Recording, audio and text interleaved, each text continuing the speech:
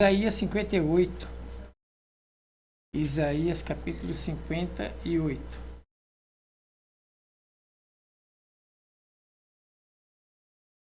Ele fala assim: o falso e o verdadeiro jejum. Clama em alta voz. Deus dá uma palavra para Isaías e ele falava assim: clama em alta voz, não te detenhas. Levanta a tua voz como a trombeta e anuncia ao meu povo as suas transgressões, a casa de Jacó e os seus pecados. Então Deus está dando uma direção aqui, profeta Isaías, exortar o povo. Uma palavra para ajustar a fé do povo, né? Ajustar o comportamento. Então Deus manda aqui um aviso. O que está acontecendo lá com os judeus na época de Isaías? O que está acontecendo? Todavia me procuram, cada dia tomam prazer em saber dos meus caminhos. Eles iam para o templo e eles iam com vontade mesmo de saber os caminhos de Deus. Eles tinham vontade. Né? A gente vem aqui porque a gente tem vontade de saber os caminhos de Deus. Por isso nós estamos aqui nessa noite. E eles tinham a mesma vontade, né? De conhecer os caminhos de Deus. Senhor, me revela o teu caminho. Eles tinham vontade. Como um povo que pratica justiça. Tinham vontade, pareciam um povo que pratica a justiça. Né? Parecia um povo que pratica a justiça. Dava a entender que eles praticavam a justiça. E não deixava o direito do seu Deus. Olha, meu Deus, aqui nós estamos com Deus. Nós praticamos a justiça. Nós saímos de casa e viemos buscar Deus. Então aqui vamos buscar o Senhor, né? E perguntam-me pelos direitos da justiça e tem prazer em chegarem a Deus. Então esse povo aqui gostava da justiça de Deus, né? Eles buscavam a Deus, eles iam para um templo buscar o Senhor. E ao mesmo tempo Deus está falando para Isaías declarar o pecado do povo. Então você vê que foge daqui do templo. Os rituais são importantes, mas não é tudo não. A gente congregar, ir para a igreja orar, e buscar a justiça de Deus, isso não é tudo não. Essa é a parte que a gente faz, é o ritual que a gente vê na igreja. Mas Deus está preocupado com a nossa vida lá fora. Né? Então Deus ele está preocupado com a nossa vida lá fora. Aí o 3, dizendo: por que jejuamos nós e tu não atenta para isso? Senhor, nós fazemos tudo isso. Nós já fazemos tudo isso, buscamos a justiça, a gente vai lá na igreja. E por que a gente jejua, o Senhor não responde? Essa é a indagação, nós estamos jejuando e o Senhor não responde, né? Por que jejuamos nós e tu não atenta para isso? Por que afligimos a nossa alma e tu não sabe? Estão fazendo jejum, afligindo a alma, passando fome, Deus nem sabe o que eles estão fazendo. Então, na igreja cheio de ritual. E o problema é esse, nós temos que tomar cuidado para a gente não ficar só na igreja cheio de ritual. E longe de Deus a gente fazia outra coisa. E essa era a reclamação de Deus, né? Quer dizer, eles praticavam muito o cerimonial, praticavam muito o ritual, mas não tinham vivência com Deus. Então a gente pode vir na igreja praticar um monte de coisa, fazer jejum, dar dízimo, trazer oferta, cantar, mas se não tiver a vivência com Deus, não vale nada. Né? Aquilo que a gente está fazendo não vai valer, Deus nem está vendo o que a gente está fazendo. Por que afligimos, o 3, por que afligimos as nossas almas e tu não sabes? Eis que no dia em que jejuamos, achai o vosso próprio contentamento e requereis todo o vosso trabalho. Eis que para contenda e debate jejum. Então você vem para a igreja, né, a gente vem, a gente jejua, a gente busca a justiça, mas lá fora a gente é de briga. A gente arruma contenda fácil, a gente não tem paciência. Então a reclamação de Deus era essa: vocês estão cumprindo o ritual certinho. Quero saber a minha justiça, vocês me buscam, perguntam as coisas para mim, vocês fazem tudo isso. Mas só que lá fora vocês são um povo da contenda, vocês são um povo da briga. Né? E Deus não habita no meio de contenda, Deus não habita no meio das brigas. E ele fala aqui, ó, o 4, eis que para contendas e debates jejuais, e para feridos com punho iníquo, não jejueis como hoje, para fazer para fazer ouvir a voz do alto. Eles jejuavam para ouvir a voz de Deus. A gente jejua para ouvir a voz de Deus. Só que a gente não ouve. Por quê? Porque nós somos muita contenda ainda.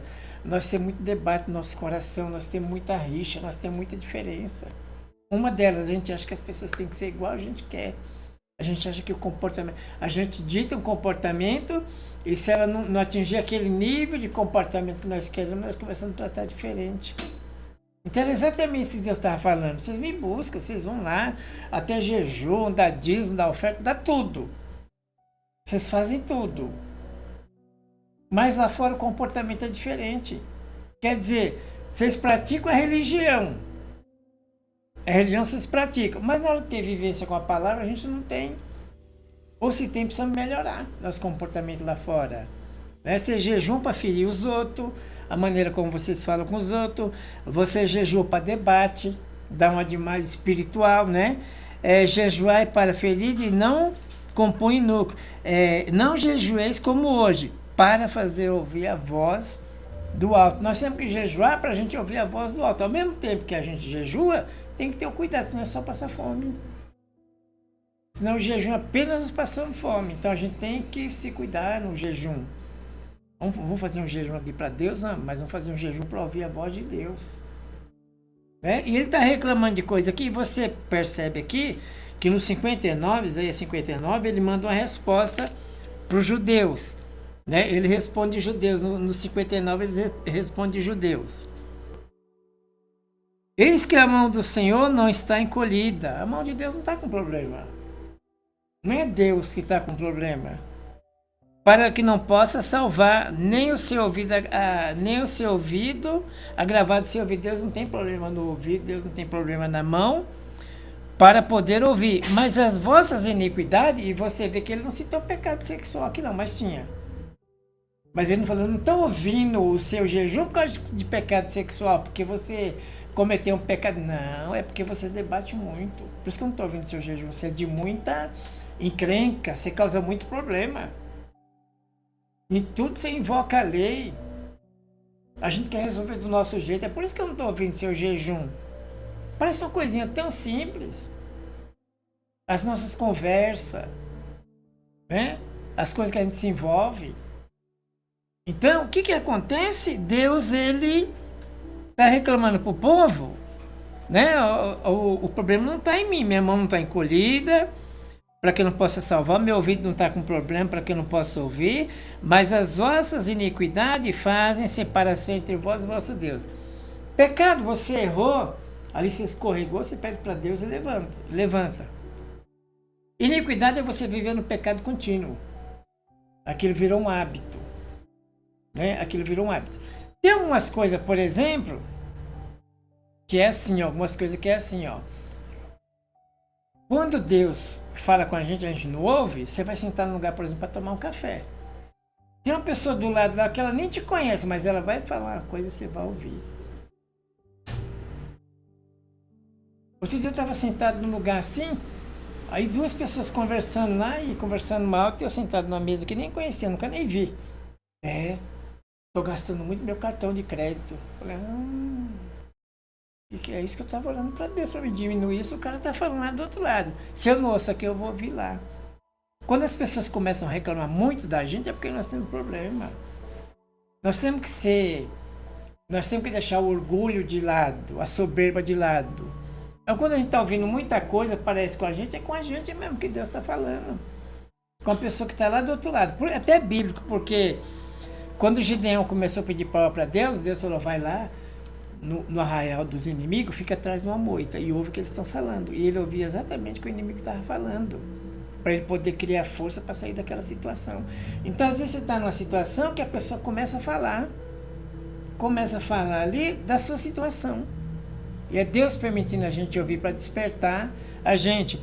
Então, as vossas iniquidades fazem separação entre vós e o vosso Deus, e os vossos pecados encobrem o seu rosto de vós para que não vos ouça. O que acontece aqui? Muita contenda, muita briga. Estão ferindo muitos outros. Estão fazendo debate aqui de jejum. Eu sou mais espiritual. Eu sou mais o espiritual. que acontece? Estão fazendo contenda. E estão fazendo jejum e Deus falou assim, o jejum só está passando fome. Vai servir para alguma coisa que você vai desintoxicar seu corpo. Né? Você vai tirar um monte de coisa do seu corpo, vai servir, mas para ouvir a Deus, não. Então, para ouvir a Deus, a gente precisa consertar as coisas. E às vezes não é pecado sexual, não, é que a gente está maltratando muita gente. É que a gente está fazendo debate. É que a gente está arrumando confusão. E Deus não aprova essas coisas. Ah, mas vocês estão indo na igreja? Não, a gente está cumprindo todo o ritual. Estamos cumprindo tudo. A gente chega lá, tem invoca a Deus e quer saber, oh Deus, a sua vontade, nós queremos saber, nós queremos aprender. E Deus fala, eu sei, eu quero ensinar vocês, mas tem umas coisas, eu faço a minha parte, você faz a de vocês. Para de fazer debate, para de fazer contenda. Para de murmurar, de reclamar. Faz o jejum, vou ouvir vocês. Faz um jejum para me ouvir vocês. Então é preciso a gente limpar uma porção de coisa da nossa vida, né? No Lucas 12, 13.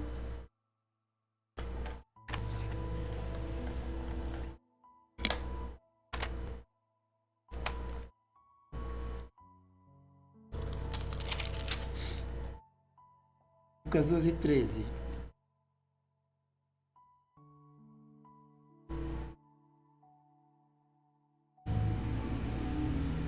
Aí eu vou no 15. No 15, Pedro, fazendo um favor.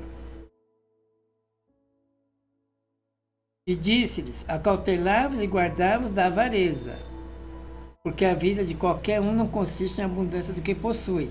Propôs uma parábola dizendo, certa herdade de um homem rico tinha produzido com muita abundância. Ele arrazoava consigo mesmo, dizendo, que farei? Não tenho onde recolher os meus frutos. Então esse homem está vivendo uma coisa que todo mundo gostaria de viver. Olha, eu comecei aqui um negocinho pequenininho. Eu tive um patrão que eu vi ele fazer isso. Ele começou um terreno lá em Itaquera com mamona, tinha as mamonas no meio. Ele começou amarrando coluna, fazendo coluna, aí foi crescendo, fez um galpão. Depois ele comprou pré-moldado, fez um outro maior ainda. Fez um maior ainda, um pré-moldado maior ainda. Aí aquilo cresceu, aquilo ficou enorme. Então ele foi derrubando os pequenininhos e fazendo maior. É o desejo de todo mundo, ninguém abre negócio para fechar. As pessoas abrem negócio para crescer. Ó, vamos abrir um negócio aqui e nós vamos crescer, né? O pensamento da gente é esse, ninguém abre, eu vou abrir para falir. Não, a gente abre para crescer. E esse homem conseguiu fazer isso, né? Abriu, cresceu. Ele propôs, o 16, propôs uma parábola dizendo a herdade de um homem rico tinha produzido muito. No 18, e ele disse, que farei? Derrubarei o meu celeiro e edificarei outros maiores, e ali recolherei toda a minha novidade e os meus bens. Direi a minha alma, tem em depósito muitos bens para muitos anos. Descansa, bebe, come e folga. Deus lhe disse, louco, esta noite pedirão a tua alma, o que você tem preparado? A alegria daquele homem era uma alegria enorme. Sucesso. Estou muito feliz. Quem não fica feliz com o negócio crescendo? Você abre o negócio, vai ficar feliz. Já vi abrir um negócio aqui, vou abrir uma filial aqui, vou ficar muito feliz. E Deus chama essa felicidade humana de alegria. Chama essa felicidade de loucura. Ah, mas não está ganhando dinheiro, não está feliz? Tá, mas nem todo tipo de felicidade nossa é felicidade de Deus. Esse homem aqui priorizou a vida material. Ele desconhecia tanto, você conversa com gente que você percebe, a pessoa não entende nada do mundo espiritual. Ele falou assim, eu ganhei tanto dinheiro, agora minha alma vai descansar. A alma não descansa com coisa material, a alma descansa com a palavra de Deus, com as coisas de Deus. As coisas da alma são eternas, não são passageiras. Então a alma não descansa com coisa material, é uma loucura misturar uma coisa com outra. Então ele estava muito feliz e Deus chamou ele de louco. Então, às vezes, a alegria na nossa vida não é a mesma alegria de Deus. Por isso, nós temos que buscar Deus, para a gente buscar a alegria de Deus. Porque, às vezes, a alegria de Deus, o sucesso lá do cidadão não era o sucesso de Deus. A alegria dele não era alegria, porque ele priorizou primeiro as coisas materiais. E ele achava que aquilo era tudo na vida, né? E Deus falou, não, isso é uma loucura. Você deixar de buscar a Deus por coisa material é uma loucura. É a maior loucura da nossa vida. Então, nós temos que buscar conhecer A alegria de Deus. Podemos ter, podemos, Deus pode dar bastante, pode. E sempre que Deus der, pode ter certeza disso, é para ajudar os outros. Sempre que Deus der, é para ajudar os outros. Como o pastor estava lendo aqui, quem semeia pouco, colhe pouco. O que é semear pouco? O que é semear pouco? O que a mulher, a sunamita, ela semeou na vida do profeta Eliseu. Ela semeou pouquinho? Não, faz um casinho aqui. Quem semeia pouco, recolhe pouco. Vou pôr um banquinho aqui pro senhor, vou pôr uma cama aqui, vou pôr uma lâmpada aqui. Ela semeou muito. Na hora de receber, ela recebeu muito. Então, quando ele fala semear, vamos semear aqui, traz todo o seu dinheiro para a igreja. Traz a sua casa para a igreja, seu carro, vamos semear na igreja. Não é isso que ele está falando, não. Quando você for semear na vida de alguém, e você pode falar, eu posso dar para você aqui, ó, você está desempregado, e você é real mesmo, você é trabalhador, entrou numa crise, eu vou pagar a sua luz, e além de pagar a sua luz, vou semear um pouquinho mais, eu vou dar para você uma cesta ainda. Ele está falando disso, é de abençoar os outros, não é trazer carro para a igreja. Vamos semear tudo na igreja, né? A sua casa, o seu carro, tudo. Tem umas pedindo até herança já também. Põe a herança no nome da igreja. Já ouviu falar isso? Tá. Pedindo até herança. Pega a sua herança e passa para o nome da igreja. Não deixa para sua família, não. Fiel com Deus. Se você semear pouco, eu vou semear. Olha, eu te dei aqui uma bolacha, mas sabe o que vai acontecer também? Acho que você tem filho e você precisa de mais algumas coisas. Eu vou comprar uns 5 litros de leite para você, que também você está semeando muito na vida dos outros. Não é só trazer dinheiro para a igreja precisa. Tem suas necessidades. E Deus sabe disso. E Deus sabe quanto a igreja precisa. Então, quando Paulo fala isso, ele está falando de semear na vida dos outros. Abençoa a família, tem um coração generoso, né? Então tem certa alegria nossa que não presta. Tem certa alegria nossa que tem que jogar no lixo, não vale nada. O que vale para nós é a alegria de Deus. Nós vamos se alegrar com a alegria do Senhor. Amém? Não é com aquilo que nós estamos construindo. Obrigado, Senhor. Louvado seja Deus. É bom demais em ter as coisas. É muito bom. Mas essa não é a verdadeira alegria. A verdadeira alegria é a alegria do Senhor. Olha, eu tô muito feliz, Senhor, mas eu estou na felicidade de Deus. Não precisa ver se essa felicidade é de Deus também, se Deus está compartilhando essa felicidade com a gente. Você é só uma loucura do nosso coração. Então nós precisamos se alegrar com as coisas do Senhor. Eu vou terminar aqui. Eu ia ler mais um texto, mas eu não vou não. Você já entendeu, não entendemos a palavra, né? Vamos nos colocar de pé, vamos orar em nome de Jesus. Pai querido, Pai Santo, em nome de Jesus, obrigado, Deus. Continua falando conosco, Espírito Santo. Continua ungindo a nossa cabeça, Pai, com óleo, Pai querido, Pai Santo, com óleo do Espírito. Pai, nos ajuda a se alegrar com a Tua alegria, Pai. A alegria do Espírito Santo é a maior alegria que existe na vida de um ser humano. Pai, tem tanta gente que tem tanta coisa e está morrendo aos poucos cada dia, Pai. Morrendo triste, morrendo com depressão, morrendo com câncer, morrendo doente, Pai. Nos dá a Tua alegria, Pai. Nós queremos se alegrar com a Tua alegria, Pai.